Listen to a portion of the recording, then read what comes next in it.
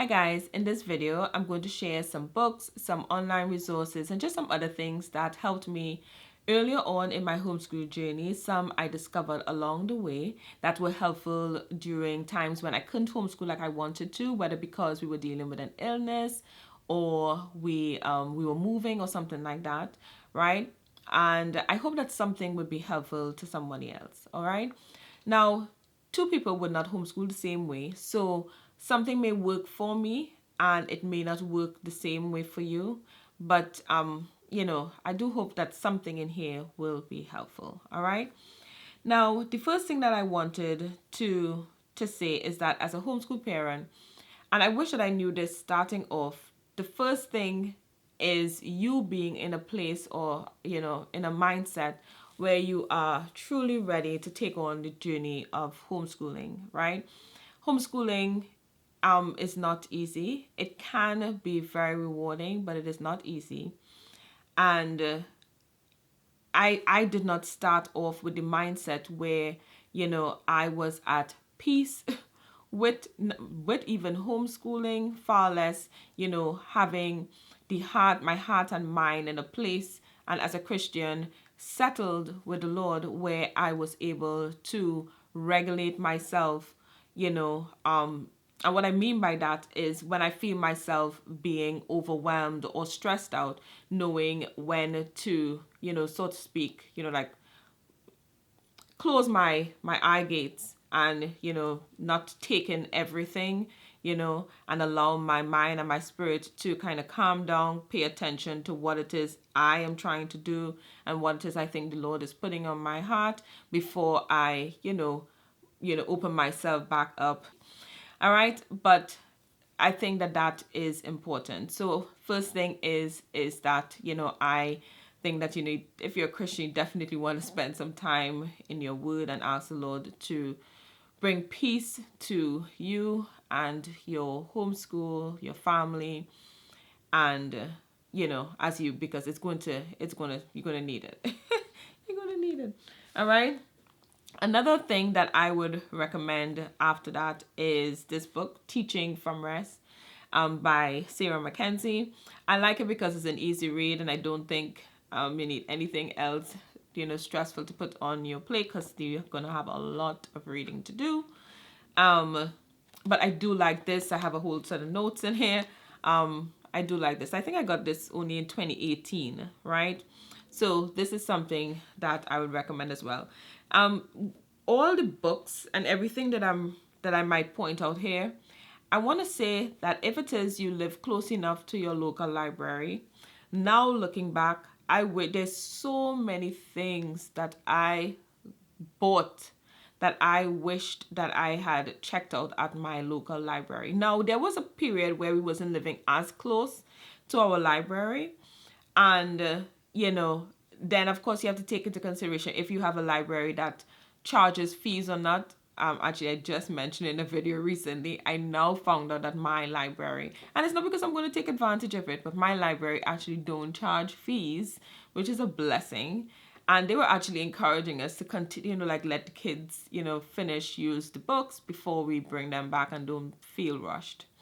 That was just so wonderful to know. But anyway, I would check out any of these books here. I would definitely check my local library first to see what it is they have.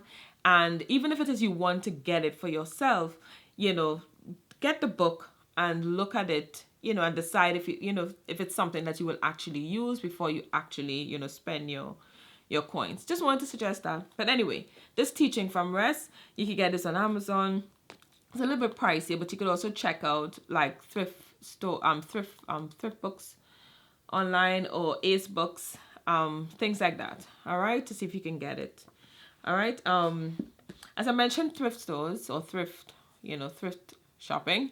Earlier on, I used to use a lot of thrift stores, and I do actually like going to thrift stores, but I don't go as much anymore. I haven't been to one in a couple of years, only because I like going, and I don't, unless I know what it is I'm going for, I try not to go, because earlier on I used to accumulate so many things, thinking that they would be useful. And even though, yes, I did find a lot of sets, like I found a couple, excuse me, science sets right, that we actually used during the years, like earlier on. But outside of that, I found so many math books and history books and stuff that I picked up just in case that we never used, right? And so that's that. So thrift stores can be helpful. They were a lot cheaper back then, but I would just say kind of have an idea of what it is you might want to pick up, before just going and end up overbuying at the thrift store. This series, what your kid needs to know, right? I do have the entire series, right? This series was so helpful to me earlier on in my homeschool journey. I do know homeschoolers who've said that they have not found any use with this.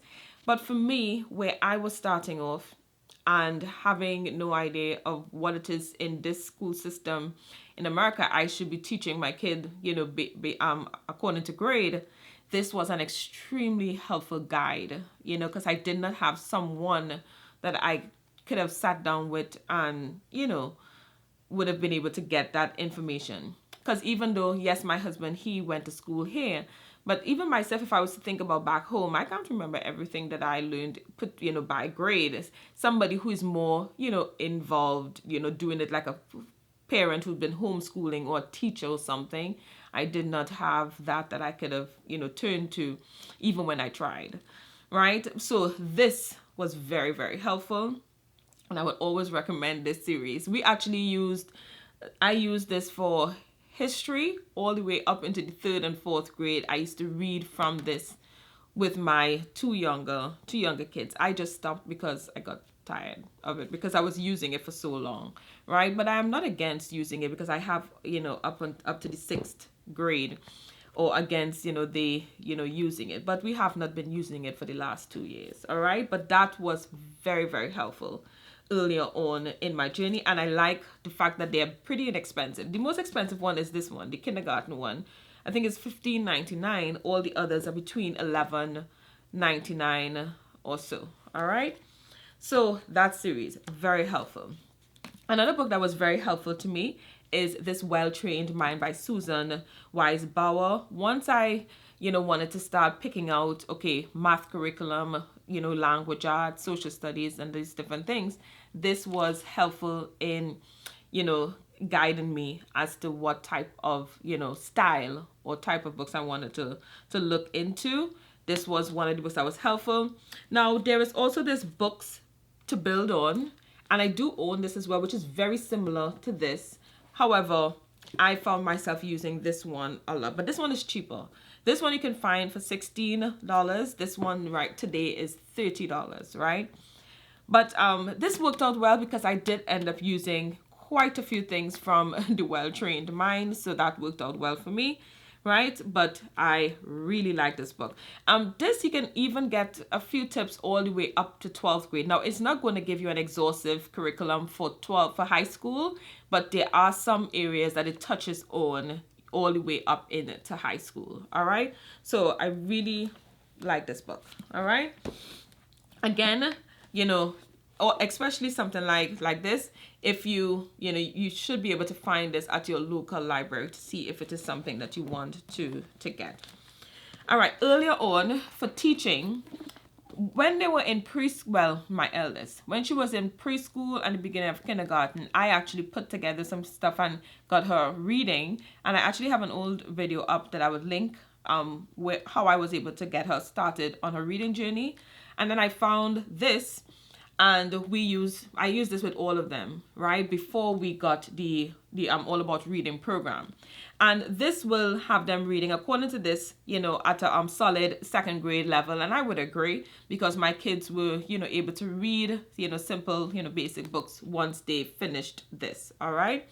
Even before this, but we use this program. So I would definitely recommend this, and it is not expensive. It's $18, $18 for this as of today.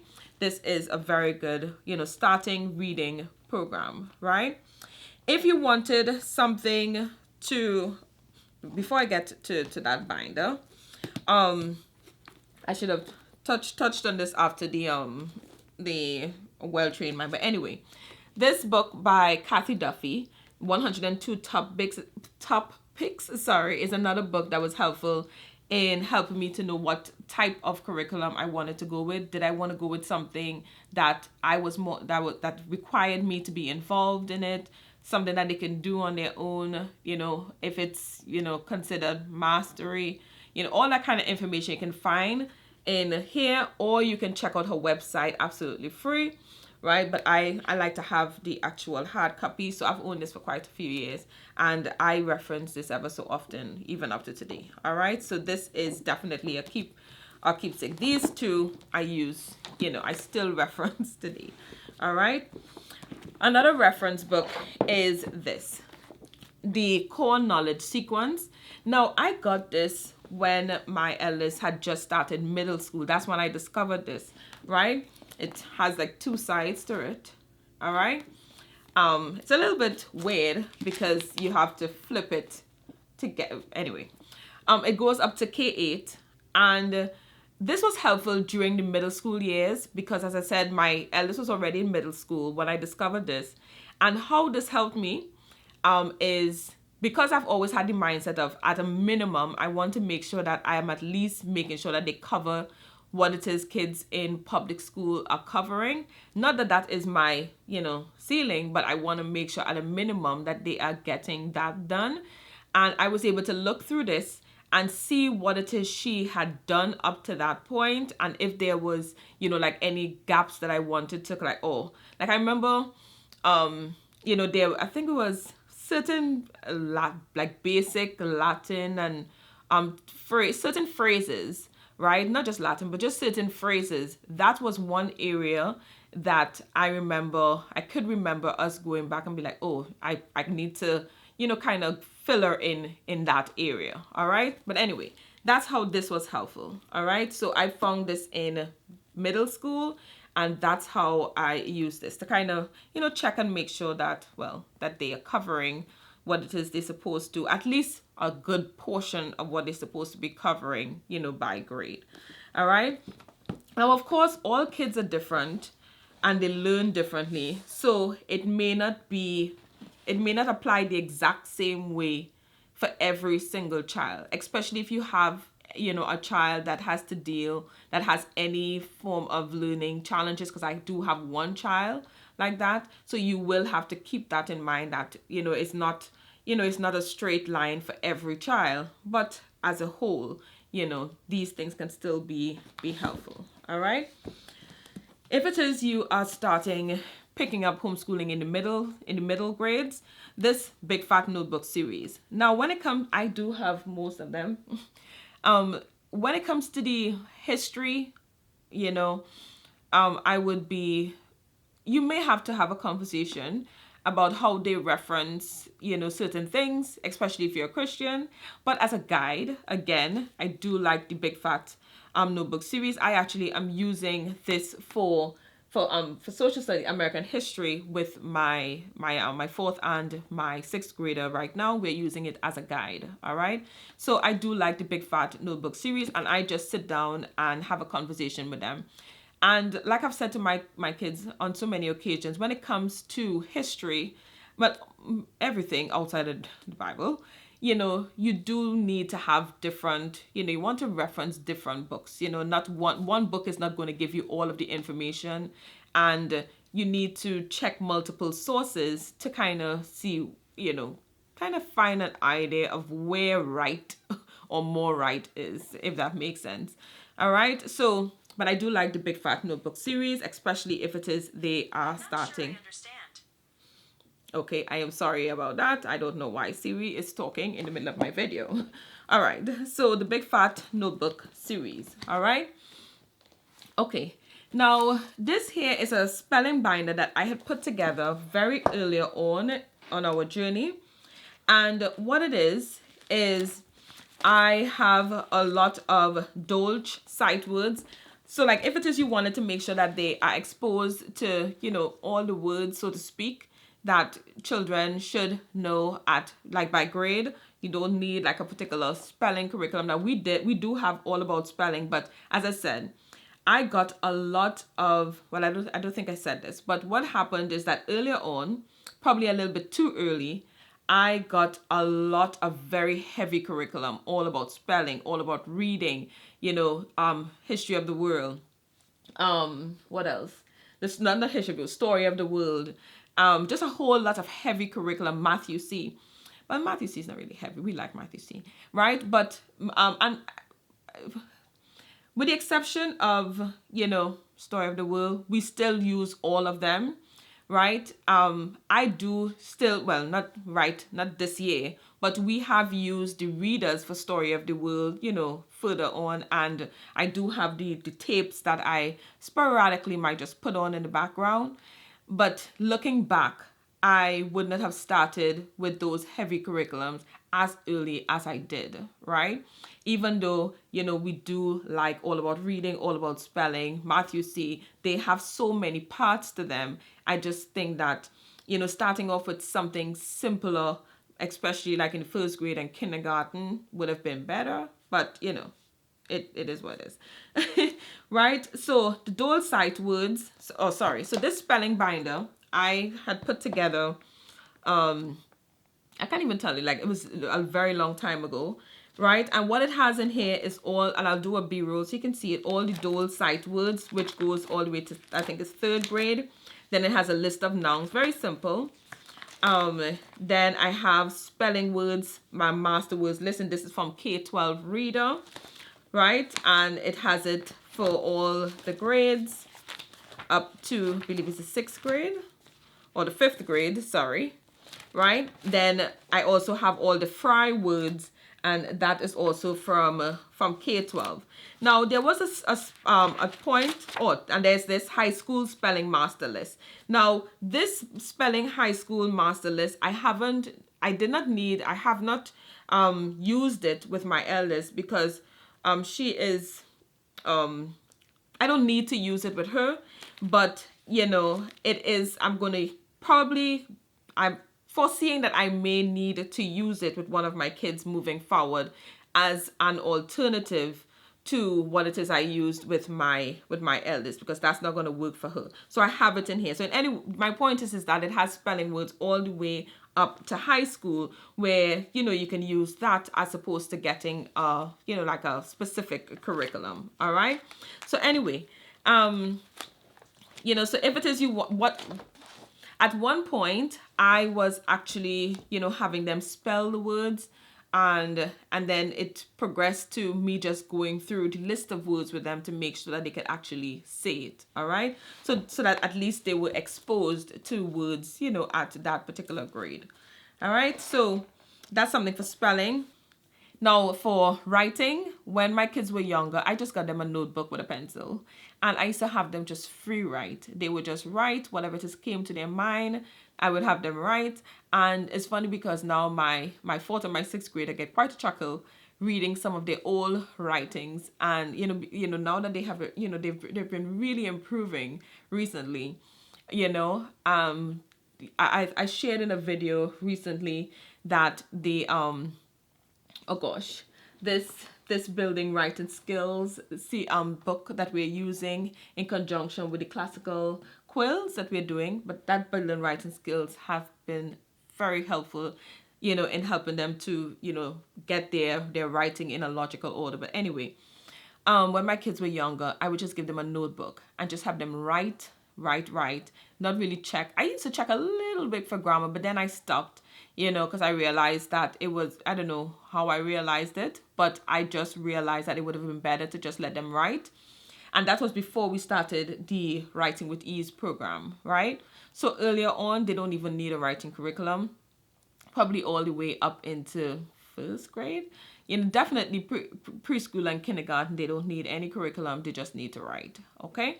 To get them, started off on their writing without it being, stressful, but they're actually working on building the skills of, putting thought on paper, right? So writing in the beginning, very inexpensive, right? What else I want? So some online resources I wanted to mention. Earlier on, preschool, preschool, kindergarten, easy peasy, absolutely free. Now, I used it in preschool and kindergarten a little bit. I didn't use it as much as I could have because I found the website, at least at that time, to be a little bit difficult to kind of navigate and jump around. But if you really, really like easy peasy, you can also get their workbooks, right? But or you can, if you have the patience, you can, or maybe it's not difficult for you to navigate the website. It is absolutely free. And I believe, if I remember correct, because I haven't been on their website in a long time, I believe they may have some stuff all the way up into high school, right? I'll double check that and put it on the screen, but I believe so, right? But I believe that anything you find for high school wouldn't necessarily be exhaustive, but, it can still help. Anyway, Khan Academy, we use that all the way like in the first and second grade. Even when we started math, you see, I was still using Khan Academy earlier on as a supplement, right? We haven't used it in quite a few years, but we used to use Khan Academy a lot, right? Oh, we haven't used it for math. But for coding, my younger two, they dabble between Khan Academy. They are doing the computer science coding book with their older sister because she codes, and they are the Scratch. Okay, they had stopped. I had them stop using Scratch for a couple of years. They started off with Scratch, then they were using Khan Academy, and now they are doing the coding book from the Big Fat Notebook with my eldest. So they doing going between that and Khan Academy. So they use it now, but for coding. All right. IXL. We used to use IXL a lot when they were younger as a supplement for math. The thing with IXL though is that I find it good as a practice. It does as a practice website. It doesn't do much teaching, in my opinion, not for everything. Some subject areas I find it lacking when it comes to actually teaching, but it is very good for practice, right? And my kids actually used to take part in some of the summer competitions, right? We never placed, but we used to take part. But they don't take part anymore because they don't like it anymore. Kids grow out of stuff.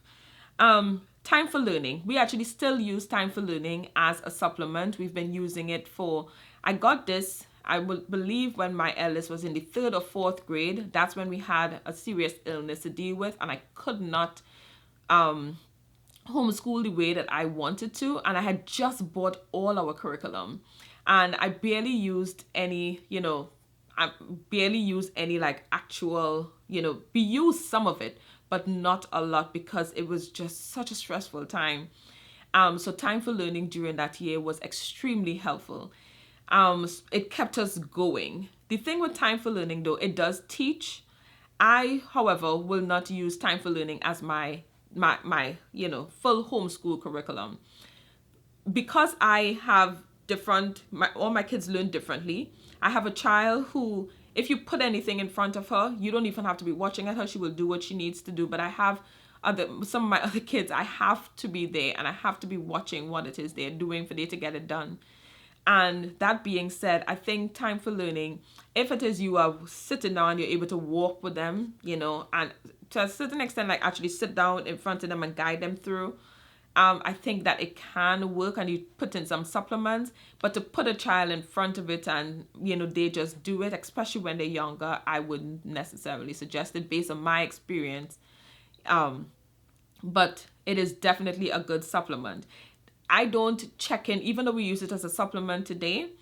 I don't check everything that they do. What I've done is put like a ceiling that they have to achieve, and that is they have to get at least 80% on all of the little exams that they have to do. And if they don't meet that, then they are required to do over that particular lesson.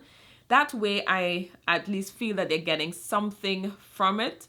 And what I do is, like, every couple months or so, I will just pull it up on my computer. And it's really every couple months. I don't do it very often because it's not my main curriculum.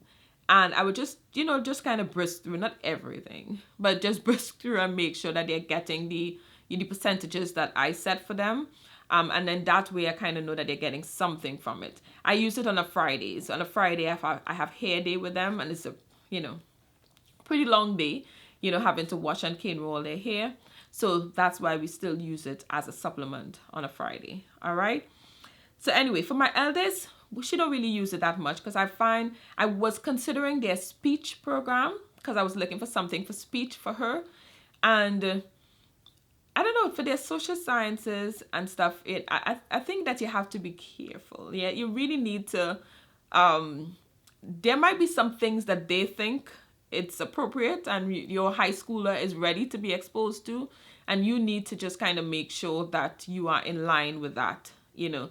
So their high school, I wouldn't put my high schooler in front of, you know, a lot of their stuff to just sit down and take it in. But they do have some stuff for high school.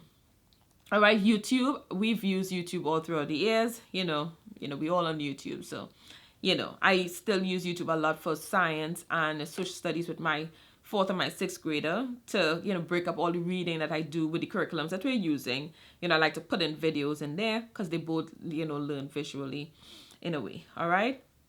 Pinterest. When they were younger, I used to use Pinterest a lot more to kind of get ideas. Not so much anymore, but I used to use it a lot when they were younger. I have been thinking that I should probably check out to see if I can find any ideas for high school.